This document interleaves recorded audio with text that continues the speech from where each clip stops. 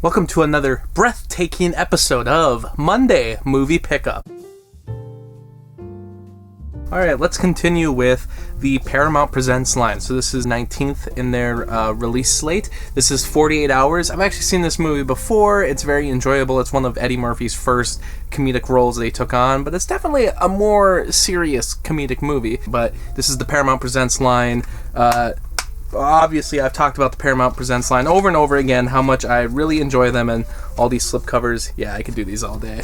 Really awesome series. And then there's another 48 Hours. So I've never seen this one. I believe this was released in 1990. Yeah, that was the release date. So I don't know too many movies that are sequels that go with the, opening title of another 48 Hours. It's like, what if they made a second Star Wars film and they called it Another Star Wars? Again, love the artwork, love everything about these Paramount Presents sets, plus there's even special features for, of all things, they talked to the director about the second film. It's very rare that a comedic sequel gets a Blu-ray release, let alone a special feature. That's pretty unheard of for older comedy sequels. And this is the first time that Another 48 Hours has been on Blu-ray. I have not heard amazing things about this movie, but as a completionist, I love that they finally got it on Blu-ray. Then we move on to some other general movies. I have Capitalism, a love story. I love the documentaries of Michael Moore. I believe I've seen this one before. I mean, it's been a few years. The thing is with his movies, a lot of the topics are touched upon over and over again in some of the other films. So in a way, they start to mesh together, but not in a bad way. I think I've only ever seen this one once, but I figured, I might as well buy it. It was at half-price books for a good price, and I'm still trying to get all of his films as well. And then I have Fever Pitch here. Now, I loved this movie as a kid.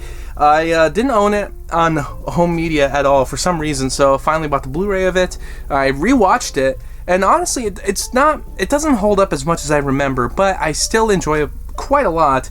And I guess I mostly like it because it's a very chill rom-com. It doesn't go too obnoxious or crazy, especially for a Farrelly Brothers film, which is pretty miraculous.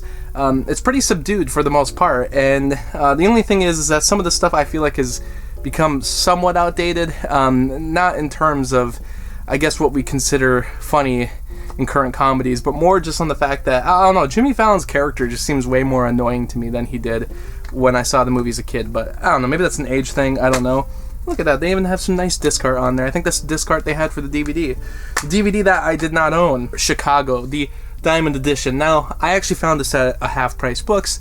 I didn't really want to buy this online because I wasn't sure if I was going to get the Diamond Edition. There are a few new special features just on this set, and this was for, I believe, the 10th anniversary of the film. I think I have that right. I think this came out in 2012, or possibly it might have been in 2017 or 2014. I don't know. All I know is that this had some differences to it. This had some new special features that weren't on the original Chicago Blu-ray release, so I want to make sure I got this one. Of course, I'm collecting all the Best Picture winners. This is the Best Picture winner. I'm sure you've seen it. Most people have. I've seen it. It's good. And then I have another, I guess, semi-musical, which is A Star is Born, the Encore edition. Now, I had no idea about this, but basically a couple months after the film came out on Blu-ray, they released this new Blu-ray, and I actually have the other one here. Alright, so here is A Star is Born, and then here is A Star is Born Encore. So very similar covers, obviously. And this one actually has, I believe it's 12 minutes more of footage compared to the original. Yeah, that's what it says on the back. But what sucks is they have both a theatrical and extended cut on this disc. Now, I'm usually a huge proponent of that, but the problem is all the special features that were on this disc are not ported over to this one. So you have to keep them both if you want the extended cut and all the special features. I heard that if you had the digital copy of A Star is Born before the Encore edition came out, they gave you the digital copy of the Encore edition for free. So that's very nice. I don't think I have the digital copy of A Star is Born though, so unfortunately, I wasn't going to get the Encore edition as a digital copy for free, but regardless, I probably would have bought the Blu-ray anyway, and I've been trying to get all the Star is Born films, and once the 1937 film is released by Warner Archive, I believe in another month or two, I will have all the Star is Born films. Invite some friends over. We're going to watch all the Star is Borns. Never would think a movie would be remade so many times. And then I have here Chippendale Rescue Rangers, the complete series. Disney is doing this strange thing where they're actually starting to release a lot of their early animated series onto DVD and sometimes even Blu-ray. This is pretty unheard of if you were, watching this show just a couple years ago when I was just begging for DuckTales Season 4 to come out, or Volume 4 anyway. And even before that, if you go back to like the mid-2000s, man, they didn't release hardly any Disney stuff, animation shows on DVD or Blu-ray, not Blu-ray at all. But suddenly they're like, you know what, we're going to release the entire Chippendale Rescue Rangers show on Blu-ray. I'm assuming this is to tie in with the movie, but it's odd to me because, Disney, for the most part, has seemingly given up on Blu-ray. I mean, they're still releasing some of their older movies on Blu-ray that haven't had a release yet, but it's very far and in between. Like, they certainly aren't releasing their entire catalog. It's never going to happen at this point. But I'm still shocked that there's releases like this. Of all things, the animated series, you're going to release the entire animated series on Blu-ray? Wow, well, I mean, I kind of hope they do it for others. Will they be doing it for DuckTales? I don't know. Are these transfers up to par for a Blu-ray disc? I don't know.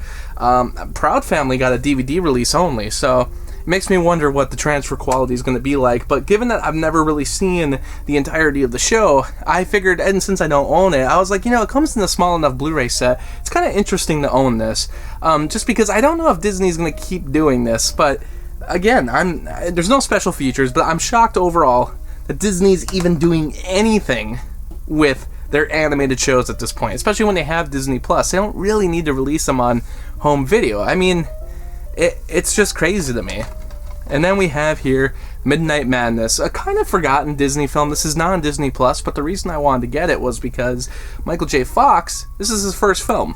It came from Disney, and from what I've heard, this is a pretty wild Disney movie. This was basically Disney's attempt at doing a comedy akin to something like, Porky's or Meatballs or something like that. Something from the early 80s when every studio was trying to do some kind of raunchy comedy. Obviously, Walt Disney couldn't do a raunchy comedy, but they certainly tried with this. And I hear that there's some pretty wild things that happen in this. Like, it's shocking that this is even a Disney movie, and maybe that's why the film has never really seen many releases beyond this one DVD release. It kind of makes sense it wouldn't be on Disney Plus. So I've always wanted to see it just because it's Michael J. Fox's first film.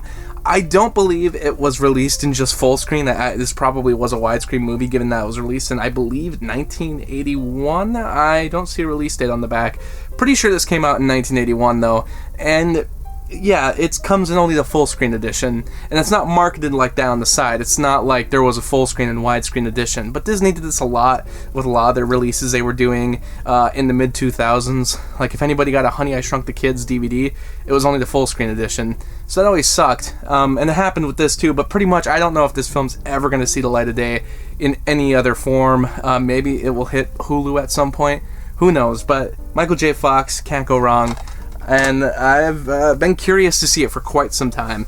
Well, that's everything this week. I will certainly be back next week. I have a couple things coming, and we'll see you then. Thanks for watching the video, and special shout out to Lauren, Anthony, Anna, Kirsten, Spencer, Lucas, Ryan, and Robert for supporting me on Patreon. By joining my Patreon, you can get exclusive blogs and videos, and for just $7, you can get your own monthly movie review. I hope you stick around, cinephile, and have a happy, productive day.